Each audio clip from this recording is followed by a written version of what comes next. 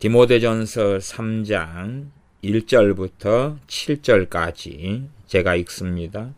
미쁘다 이 말이여, 사람이 감독의 직분을 얻으려 하면 선한 일을 사모한다 함이로다. 그러므로 감독은 책망할 것이 없으며 한 아내의 남편이 되며 절제하며 근신하며 아담하며 나그네를 대접하며 가르치기를 잘하며 술을 즐기지 아니하며 구타하지 아니하며 오직 관용하며 다투지 아니하며 돈을 사랑치 아니하며 자기 집을 잘 다스려 자녀들로 모든 단정함으로 복종케 하는 자라야 할지며, 사람이 자기 집을 다스릴 줄 알지 못하면 어찌 하나님의 교회를 돌아보리요. 새로 입교한 자도 말지니 교만하여져서 마귀를 정죄하는 그 정죄에 빠질까 하며, 또한 외인에게서도 선한 증거를 얻은 자라야 할지니 비방과 마귀의 올무에 빠질까 염려하라. 아멘. 교회 감독의 자격에 대하여서 디모데전서 3장 1절부터 7절까지는 나와 있습니다. 또한 감독이 될 때의 위험성에 대해서도 나와 있습니다. 물론 교회 정치, 교단상 이 감독 제도는 감리교회가 가지고 있고 일반적인 장로교나 혹은 침례교 등에서는 가지고 있는 것은 아닙니다. 그러나 현시대적으로 감독이라, 또 다른 본문에 장로라 하는 것은 목회자를 이야기하는 것에는 대부분의 사람들이 다 당연하게 동의하고 있는 것입니다. 그래서 평이하게는 감독, 그러면 주의 종, 목회자의 자질에 대한 말씀이다. 그렇게 이해하시면 좋겠습니다. 물론 좀 더 엄격하게 들어가면 장로와 감독의 어떤 차이점이 존재하기도 합니다. 그러면 이 감독의 직분에 대하여서 이 사도 바울은 이야기하지요. 그래서 감독의 직분을 얻으려 하면 선한 일을 사모한다 함이로다. 정말 선한 일을 사모해서 감독의 직분을 얻으려 해야지 주의 종이 되는 것이 평안한 길, 성공하는 길, 또한 자기 아버지의 교회를 물려받는 길, 잘 먹고 잘 사는 길, 명예와 명성을 얻고 대접을 받는 길, 그런 길로 생각하고 감독의 직분, 주의 종의 직분을 얻으려 하면 결코 안 됩니다. 일단은 한국교회가 정말 잘못된 길을 걸어온 큰 이유 중에 하나가 뭐냐 하면 3장 6절부터의 말씀을 지키지 않기 때문에 그렇습니다. 3장 6절부터의 말씀을 한국교회 대부분은 순종하지 않기 때문에 그렇습니다. 한국교회에서 주의 종이 되는 것은 당연하게 신학교를 통해서 되어집니다. 그러면 감독의 직분이다. 주의 종이 되는 것이죠. 주의 종.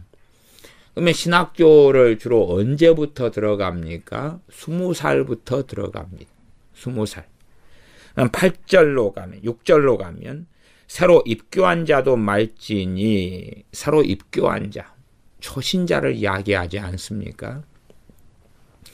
어떤 20살짜리 청년이 신학교를 갔는데 유아세례를 받았다로 해봅시다. 유아세례를 받았고 그렇다면 주로 모태신앙이라고 말하죠. 근데 정말로 신앙의 연수가 20년일까요? 정말 20년만큼의 신앙과 믿음을 가지고 있을까요? 그러지 않겠지요. 특별한 경우가 아닌 한은 그는 이제 입교한 초신자의 신앙밖에는 안 될 거라 그 말이에요. 초신자. 혹은 종교인이지 주님을 만나지 않은 20살일 수도 있어요. 초신자. 지금 시대에는 고난을 거의 받지 않는 시대이기 때문에 고난이 없이는 믿음의 성장과 성숙은 가져올 수가 없습니다. 대부분 부모들이 다 먹을 것, 입을 것, 마실 것, 의식주 다 해결해주고 돈을 다 대줘가지고 고등학교를 마치고 특별하지 않은 한 고난을 통과하지 않습니다. 그런데 어떻게 믿음이 성장하고 자라느냐 그 말이죠.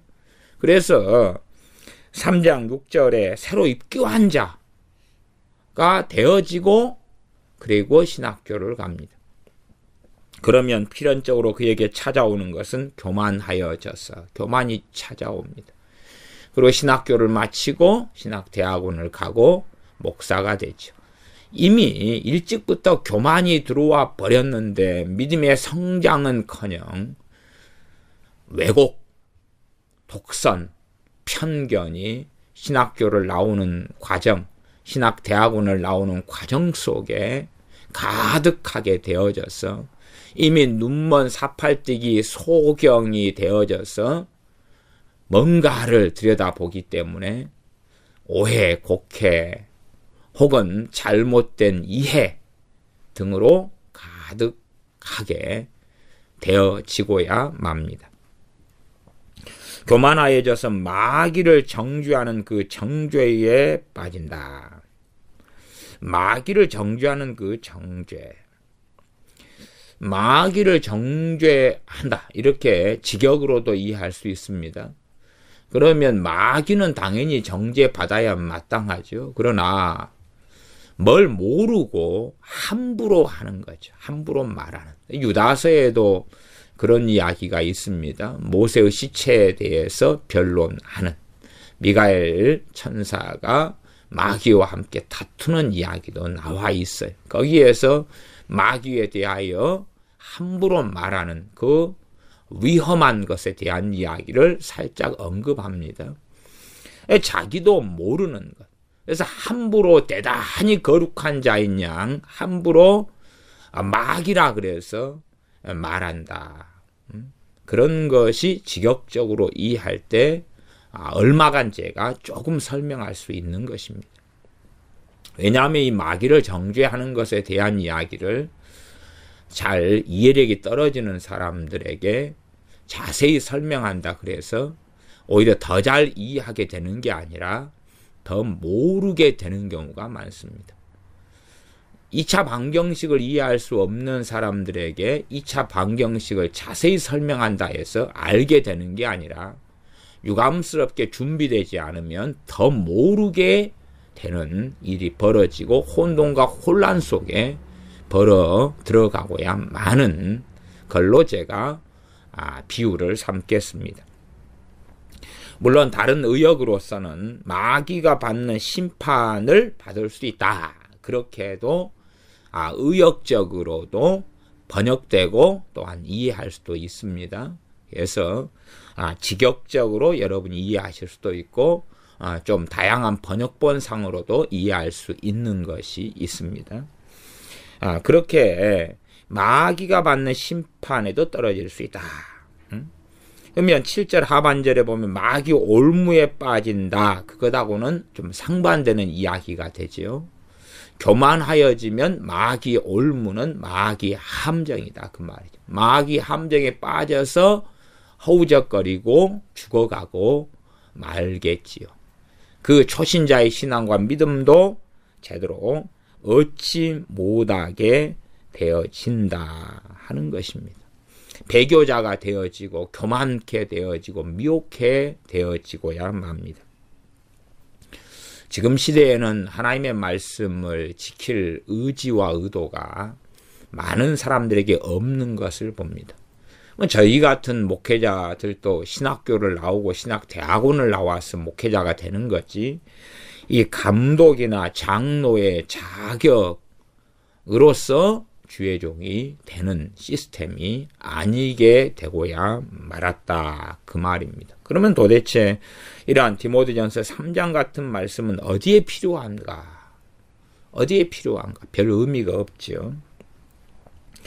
2절 보면 그러므로 감독은 책망할 것이 없으며 한 아내의 남편이 되며 한 아내의 남편이 된다. 그래서 합동교단 같은 경우는 예장 합동 같은 경우는 결혼하지 않으면 목사 안수를 주지 않습니다. 왜냐하면 한 아내의 남편이 된다는 것을 극단적으로 이해했고 해석했기 때문에 그렇습니다. 그러면 한 아내의 남편이 된다고 기록한 사람은 누구냐 하면 사도 바울입니다. 사도 바울은 결혼하지 않은 사람이죠. 독신으로 산 사람이죠. 그러면 자기부터 해당되지 않는 말씀을 기록하셨을 리가 없다 그 말이죠. 또 두 번째, 이 디모데 같은 경우도 청년 디모데고 결혼하지 않은 상태인 경우가 대부분 이해하고 있는 것입니다. 그러므로 디모데도 감독에 속한 사람이고 주의 종인데 디모데에게도 한 아내의 남편이 아니다. 그러면 디모데는 주의 종의 일을 할 수가 없겠지요. 그래서 성경을 참 이상하게 해석하는 일들이 많이 있습니다. 완벽한 성경 해석이야 그 누구에게 있겠습니까? 그래서 합동 같은 경우는 한 아내의 남편이다. 그러니까 여자들에게는 아직도 목사 안수를 주지 않고 있습니다. 왜냐하면 남편이니까 남자가 돼야 된다고 이해한 거지요. 그러나 제가 사도 바울과 디모데로서 논증했을 때 그 의미가 아니다. 정상적인 결혼했다면 정상적인 결혼생활. 말하자면 일부 일처제, 일부 다처로 사는 사람도 있어 왔잖아요. 문화상. 아브라함 같은 경우도 첩을 두었고 야곱 같은 경우도 일부 다처로 살아왔고 다윗이나 솔로몬 등도 일부 다처로 살아왔지 않습니까? 그런데 이제 신약시대에 와서는 결혼한다면 일부 일처로서 정상적인 결혼 생활을 하고 있는 사람이 감독의 자격을 가진 사람이다. 그렇게 말씀하고 있는 것입니다. 그러지 결혼을 꼭 해야지만이 감독이 된다. 그게 아니라 하는 것을 아셔야 됩니다. 그래서 앞에는 책망할 것이 없으며 나옵니다. 책망할 것이 없는 사람이다. 그것이 완전 무결한 사람이다 이야기하는 것은 아니지만 책망할 것이 없다는 것은 상당한 영적 성숙에 이르는 거다 그 말입니다. 과도한 극단적인 분노에 사로잡히지도 않고 극단적인 우울증, 침체 아니면 어떤 상처에 매여서 살아가고 과도한 편집증 그런 것들이 있잖아요. 이런 것들이 정리되고 정돈되어져야 한다 그 말이죠. 하나님 말씀을 자기 삶에 적용시키고 말씀에 따라 살아가면서 정돈되어져야 될 것이 정돈된 사람. 그것이 책망할 것이 없다는 이야기지 완벽주의, 완전주의를 이야기한 것은 아닙니다. 사람은 다 결점과 흠이 있고 주님 오실 때까지 주님을 닮아 가야 됩니다. 내가 온전히 주님을 다 닮았다 하는 것은 없을 것입니다. 아무리 모세처럼 아무리 사도 바울처럼 영적인 놀라운 성장을 한 사람들이라 할지라도 다 주님을 닮았다. 주님처럼 되었다는 것은 말도 안 되는 이야기가 됩니다. 그래서 이 극단적이고 심각한 결격 사유, 책망할 것들이 정리되고 정돈되어진 그런 말씀을 따라 살고 깨어있는 삶을 계속하여 살다가 그런 사람이 되어지는 거죠. 하나님 말씀을 깨닫고 알고 말씀에 순종하여 오랜 세월을 얼마인지는 몰라도 그래서 어떤 이는 좀 더 빠르게 어떤 이는 좀 더 느리게 주님을 닮아갈 수는 있지만 책망할 것이 없어야 한다. 절제하며 근신한다는 것은 신중하다. 그렇게도 번역됩니다. 절제한다. 컨트롤, 절제력이 있어야 된다. 절제력. 때로는 중용이란 단어로도 설명할 수도 있겠습니다. 좌로 우로 치우치지 않는 것이지요.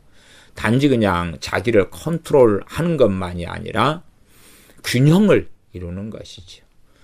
나는 기도에 대한 사명이 있으니까 기도.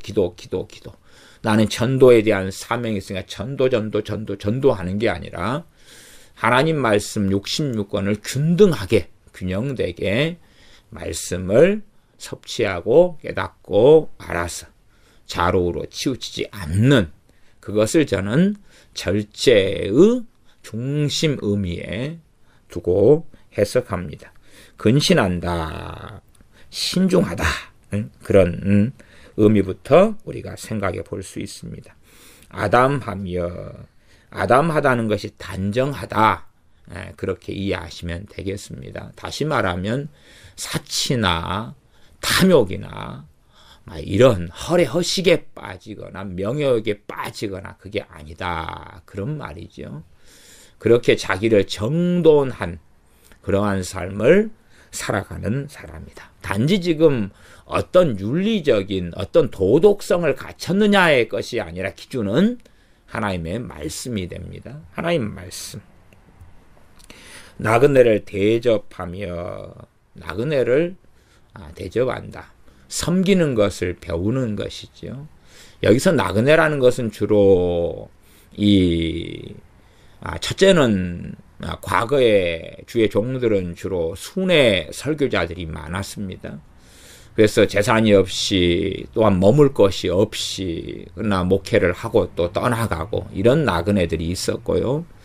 그리고 또한 과거에는 핍박의 시대였기 때문에 많은 사람의 고향을 등진 채 주님을 섬기기 위하여 이리저리 도피하고 살았던 시대가 됩니다. 그래서 많은 그리스도인들이 피난길에 올랐던 시대였습니다. 어떨 때는 로마에 살다가 로마 황제 명령에 따라 예수님 믿는 사람들 혹은 또 유대인들은 추방당하기도 했고 그 가운데 크리스찬들이 많이 있었지요.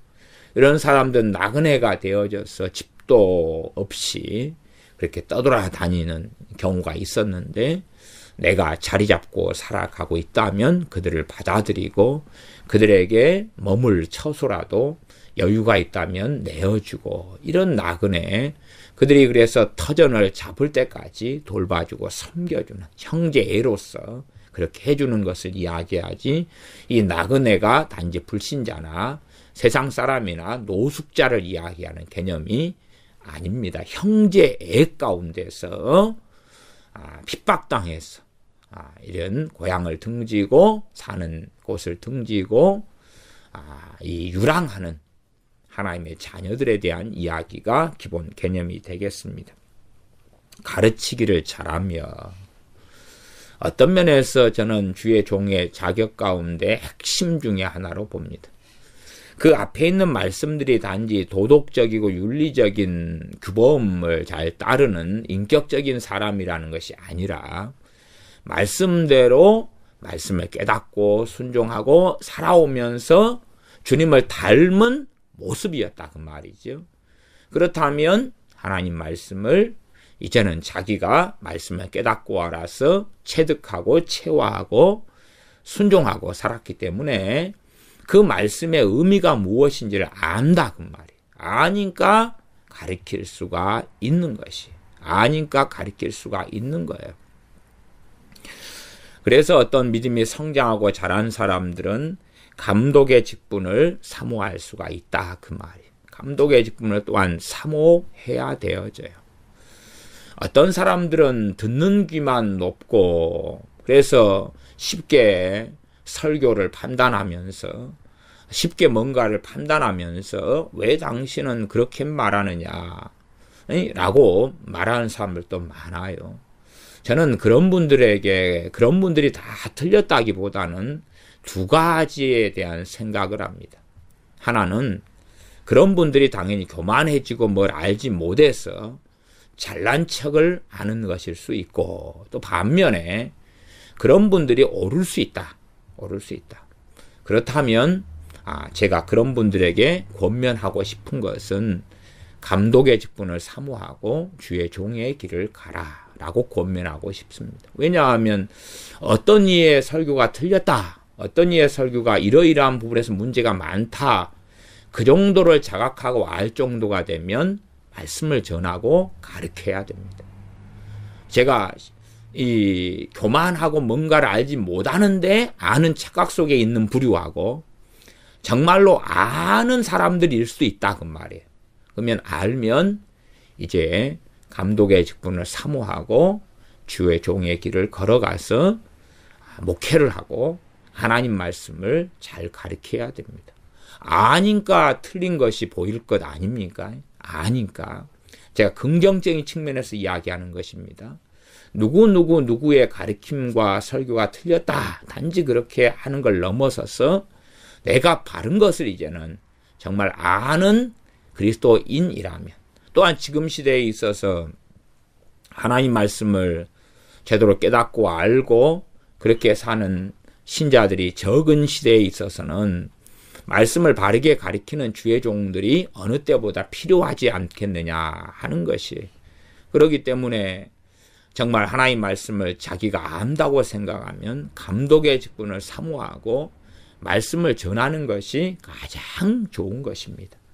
누가 주의 종의 사명을 받았다 안 받았다가 아니라 이 디모데전서 3장 등을 통해서는 어떠한 자격을 갖추었냐, 믿음이 성장하고 자라면서 주님을 닮아가면서 말씀을 순종해가면서 어떠한 자격을 갖추었냐를 이야기하는 것입니다. 운명론적으로 누구를 하나님이 불렀냐, 애언을 통해서 누구는 주의 종으로 하나님 불렀냐, 그런 어리석은 세계에 들어가지 말고 주님을 닮고 신앙이 성장하고 자라서 책망할 것이 없고, 또한 말씀대로 살아가면서 좌로우로 치우치지 않는 절제 가운데 또한 주님 앞에서 살아가는 아담한 삶을 살아가면서 하나님 말씀을 깨닫고 알아서 가르치기를 잘하는가. 3절 술을 즐기지 아니하고 구타하지 아니하며, 이것은 다 책망할 것이 없는 것과 상당히 연결되는 말씀이 되겠지요. 오직 관용하며 다투지 아니하며 돈을 사랑치 아니하며, 돈을 사랑한다, 그것도 책망할 것이 없다는 것과 연결되긴 하지만 드러나지 않는 단점이 될 수가 있죠. 심각한 일이 될 수 있는데 돈을 사랑하면서도 사랑하지 않는 척 얼마든지 할 수 있다, 그런 말이에요. 그것은 이제 자기가 알겠죠. 자기 스스로 자기를 살펴봐야 하는 것입니다. 자기 집을 잘 다스려 자녀들로 모든 단정함으로 복종케 하는 자라야 할지며. 누구에게 복종하는 것입니까? 부모에게요? 아닙니다. 하나님에게요.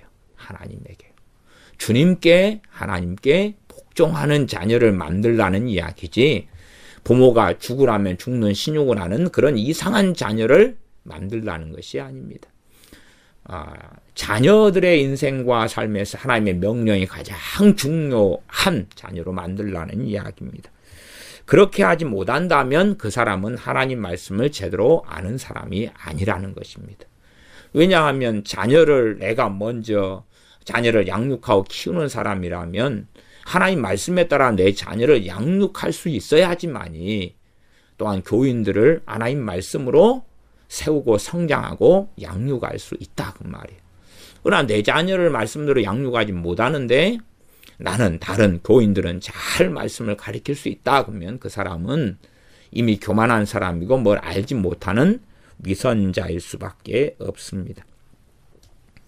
그래서 사람이 자기 집을 다스릴 줄 알지 못하면 어찌 하나님의 교회를 돌아보리요. 자녀들을 똑바로 가르치지 못하면, 또한 남편이라면 자기 아내와 자녀들을 바르게 주님 앞에서 사랑하고 또한 돌보지 못한다면 그는 주의 종 감독의 자격이 없다고 말씀합니다.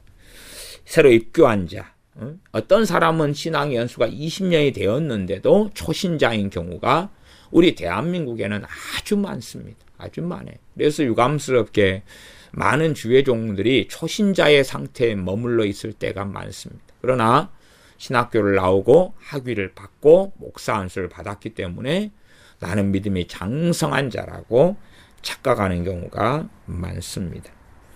그래서 자기도 알지 못하는 것을 판단하고 정죄하는 어리석음 속에 들어갑니다. 7절 또한 외인에게서도 선한 증거를 얻은 자라야 할지니, 외인은 믿지 않는 자를 이야기합니다.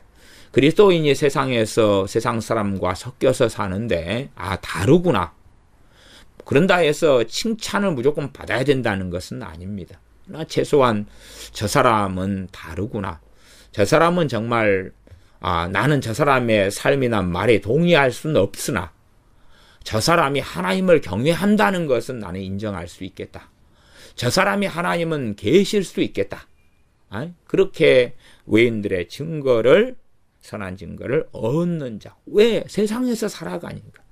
세상에 30년 살면 세상 사람과 얽히고 살 수밖에 없지 않습니까? 직장이든 또한 어떤 것이든지 간에. 그래서 그런 사람들에게 선한 증거를 얻어야 한다. 비방, 마귀, 올무에 빠질까 염려하라. 이제 초신자들은 삶이 하나님 말씀대로 살지 못하고 알지 못하기 때문에 비방받을 일이 많고, 또한 마귀가 그를 유혹하고 시험하여 올무에 빠져서 비참한 세계 속에 얼마든지 끌고 갈 수 있다고 말씀합니다. 그러므로 이 땅에서는 오히려 많은 주의 종들이 있지만, 그러나 오히려 주의 종들이 저는 적다고 생각합니다. 어떤 주의 종들이 적다 그러냐면 하나님 말씀대로 감독의 자질을 가진 주의 종들이 적다. 그러므로 하나님 말씀을 알고 잘 분별할 수 있다면 그런 사람들은 마땅히 이 교단의 시스템상 신학을 나오긴 해야 되겠지만, 그러나 그런 시간을 보내서라도 주의 종의 길을 걸어가서 하나님 말씀을 바르게 전하는 사람이 되어져야 할 것입니다. 우리가 세상의 요리를 맛본 다음에는 맛없다 맛있다 판단할 수가 있어요. 그리고 맛있는 요리를 또 구해 먹을 수가 있어요. 그건 가능한 것은 우리는 요리사는 아니기 때문에 그래요. 그러나 하나님의 말씀에 대해서는요, 모든 하나님의 자녀들이 하나님의 말씀에 정통해야 돼요. 누구는 말씀의 전문가, 누구는 안 전문가가 없다 그 말이. 하나님 말씀으로 하나님 자녀가 살기 때문에 모든 하나님의 자녀는 믿음이 성장하면서 하나님 말씀에 정통해야 되고 전문가가 되어져야 됩니다. 그 가운데 하나님 말씀대로 살면서 하나님 말씀을 잘 깨닫고 알고 잘 전하는 사람이 주의 종이 되어져야 되지, 입만 살아서 무엇이 틀렸다, 무엇이 옳다 그렇게 하지 말고 오히려 말씀을 설교를 해야 된다 그 말이에요. 지금 시대에는 오히려 유튜브 시대고 인터넷 시대이기 때문에 설교자가 되기도 더 좋고, 오히려 많은 우후죽순 신학교들이 많기 때문에 간략하게라도 신학교를 나올 수 있는 길도 참 많아졌습니다. 그러니 하나님 말씀의 자격을 갖춘 사람들은 주의 종의 길을 마땅히 걸어가고, 또 어떨 때는 텐트 메이커로서 살았던 사도 바울처럼 자비량하고 직장 생활과 주의 종의 길을 겸하는 것도 나쁜 일이 아니다 그 말입니다. 기도하겠습니다. 아버지 하나님, 하나님의 말씀에 따라서 주의 종의 자질을 갖춘 사람들이 주의 종이 되어져서 말씀을 전하고 가르쳐서 교회를 세우며, 또한 바른 진리의 말씀을 전달하여 많은 사람들이 주님 앞에 온전히 설 수 있도록 은혜를 주시는 대한민국이 되게 하여 주시옵소서. 우리 주 예수님의 이름으로 기도하옵나이다. 아멘.